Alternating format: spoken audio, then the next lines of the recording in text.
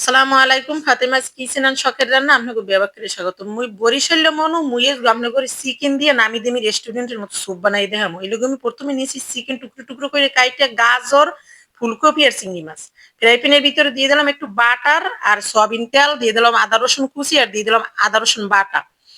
একটু ভাজা ভাজা করে নিয়ে দিলাম মুরগির মাংসের টুকরোগুলো আর দিয়ে দিলাম চিংড়ি মাছগুলো এগুলো একটু ভালো করে ভাইজে নিলাম দিয়ে দিলাম ফুলকপি আর গাজর এগুলো একটু ভালো করে নাড়াচাড়া করে মানে একটা সুন্দর মতো কষাই নিয়ে দিয়ে দিলাম পানি আমি 4 কাপের মতো পানি দিয়ে দিছি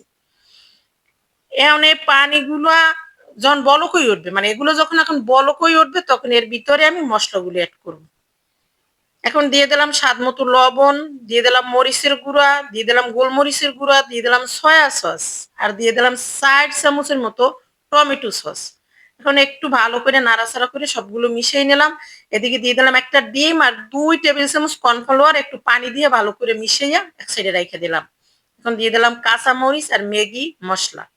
দিয়ে এখন ওই মিশ্রণটারে আমি স্যুপের ভিতরে আস্তে আস্তে করে ঢালবো আর নাড়বো এই যে একটু ধুইয়ে দিলাম বাড়ি দিয়ে এখন দিয়ে দিলাম